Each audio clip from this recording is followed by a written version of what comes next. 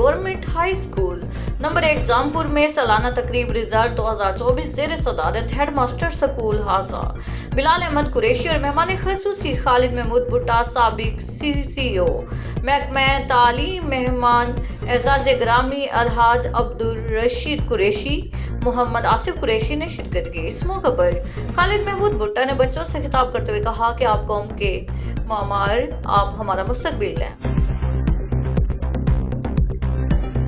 Government comprehensive school डेरावादी Khan में result की पुरवकार तकरीब आज मोरखा 30/3/2024 को इदारा में शिशमता हश्तम के सालाना नताइज का ऐलान किया गया। इस मौके पर प्रिंसिपल शहजाद खान कैसरानी ने पोजीशन होल्डर तुलबा में ट्रॉफी और इनाम तकसीम किए।